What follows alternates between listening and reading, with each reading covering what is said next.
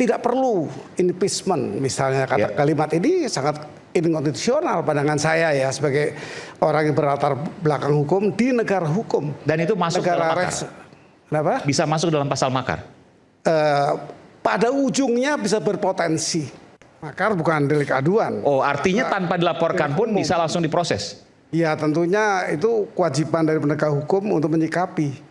Kalau sifatnya mengarah spesifik langsung ke makar.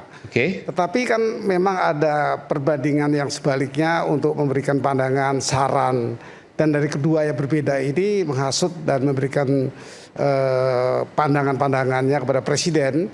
Walaupun itu dalam hal yang salah. Sebagai contoh mungkin negara saat ini terjadi menurut masyarakat ada satu kegoncangan mengenai keuangan misalnya, dan dia memberikan saran atau memberikan kritik, itu sehat saja, itu hak konstitusional. Tapi yang kasus ini misalnya, tapi kalau menghasut, nah, ini itu hal yang berbeda dengan ciri-ciri masing-masing di negara hukum, yang negara itu mengatur dengan baik untuk hukum itu bisa digunakan dan tidak menjadikan instabilitas di masyarakat. Nah, untuk pelaporan ini, menurut Anda kan pasti melihat bagaimana kemudian apa yang dilakukan, apa yang dilaporkan, pasal dan seterusnya. Bung Islah Bahrawi dan Bung Saiful Mujani masuk dalam pasal itu? Kalau yang saya lihat di media untuk Bung Saiful ya. Bung Saiful, ya, itu saya menemukan ciri-ciri bahwa itu sudah inkonstitusional. Soal bagaimana menyikapi. Kalau dikatakan memberi saran, sarannya tidak memiliki ciri-ciri untuk yang positif, tapi tidak perlu impeachment, misalnya kalimat ini sangat inkonstitusional pandangan saya ya sebagai orang yang berlatar belakang hukum di negara hukum. Dan itu masuk dalam makar. Kenapa? Bisa masuk dalam pasal makar. Pada ujungnya bisa berpotensi kalau hasutannya berhasil. Hasutannya berhasil. Apa indikator kalau hasutannya berhasil? Ya publik menerima, setuju, tidak usah konstitusional, lengserkan saja dan kekerasan. Maksudnya terjadi demo gitu misalnya? Kalau demo kan ada aturan demo, unjuk rasa itu diatur. Demo yang seperti apa? Setuju kan susah kalau kita bicara, publik setuju, publik inline dengan apa yang disampaikan oleh siapa? Saiful Mujani. Kan yang tadinya tidak setuju bisa setuju, itu ciri-cirinya. Karena apa? Mudah. Tidak usah berproses ke MPR, DPR, MK dan seterusnya. Itu paling mudah dianggap ya dengan tujuan yang memang direncanakan, dia berhasil untuk menghasut yang berpotensi nantinya ya kepada mengukurnya gimana? Apakah survei misalnya dari yang sebelumnya tidak setuju menjadi setuju gitu misalnya? Kalau ijazah kan gampang. Misalnya yang tadinya nggak percaya jadi percaya gitu ya. Kalau sekarang misalnya yang tadinya saya nggak setuju makar, sekarang saya setuju makar. Itu gimana ngukurnya? Ya tentu orang-orang yang memang terhasut, merasa terhasut itu yang kita bisa lihat ya. Karena penghasutnya itu kan tidak dengan syarat yang baik melalui perundang-undangan, melalui proses yang telah diatur dengan baik ketika dia tidak suka lagi kepada pemimpin negara. Jadi gimana misalnya kalau kita bayangkan, ini kita berandai-andai ya.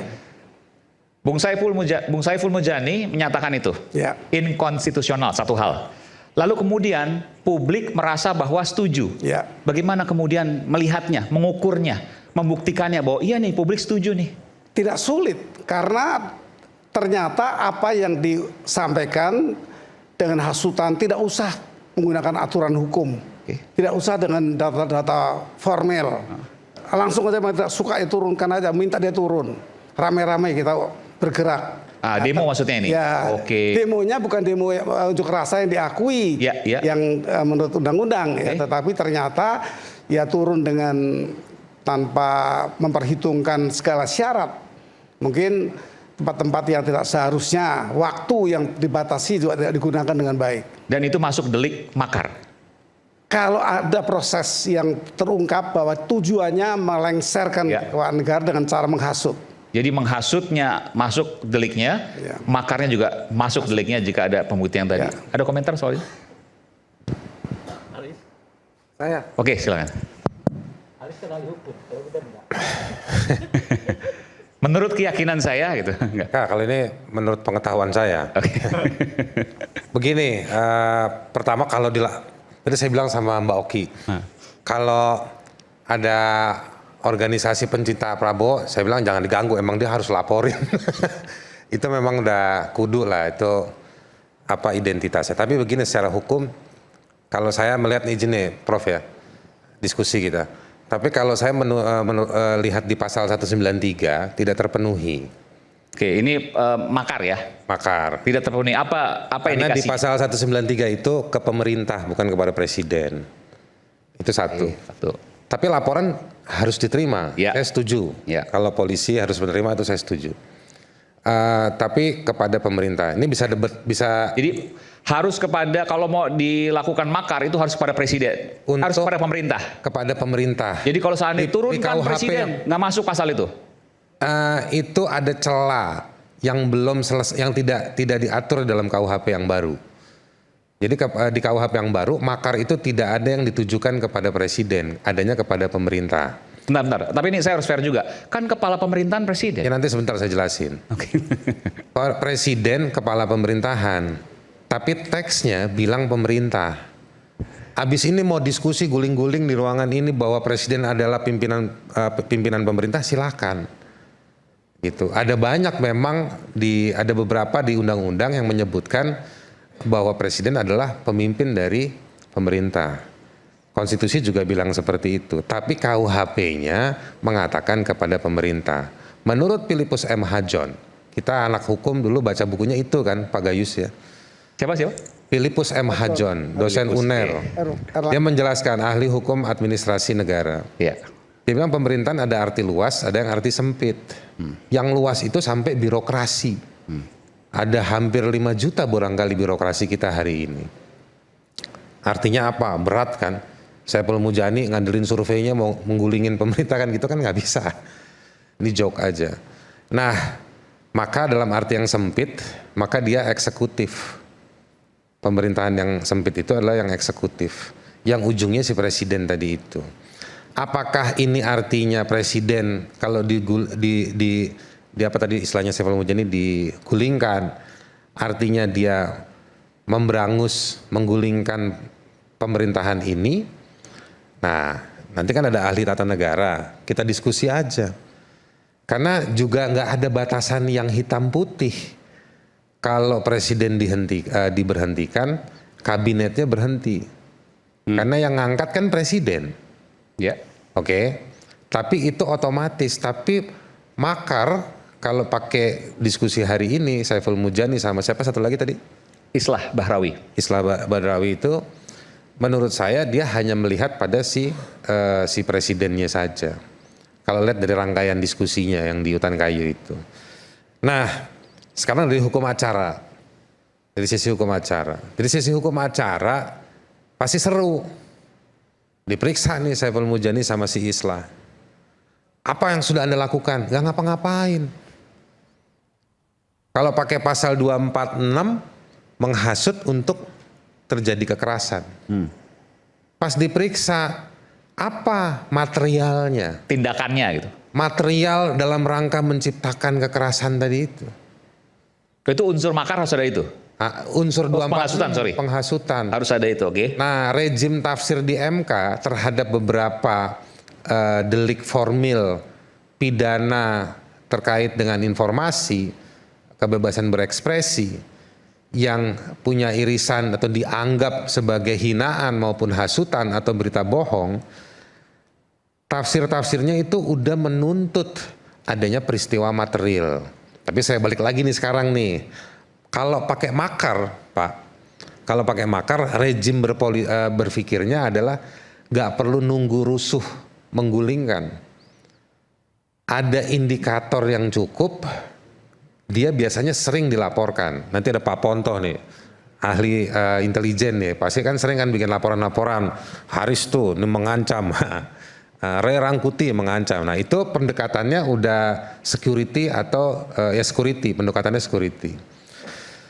Nah jadi di rejim makar seperti itu. Tapi ada diametral yang menarik dalam makar. Siapa yang menang tafsirnya benar. Siapa yang menang? Tafsirnya benar. Misalnya? Misalnya karena gini, kayak saya kasih contoh kasus di Timur Tengah belakangan. Bukan belakangan, beberapa waktu yang lalu. Gaddafi itu kena makar nggak? Kita berpikir cepat aja lah, nggak usah terlalu diskusi. Ya digulingkan Amerika kan? Iya kan? Lalu HP saya bunyi.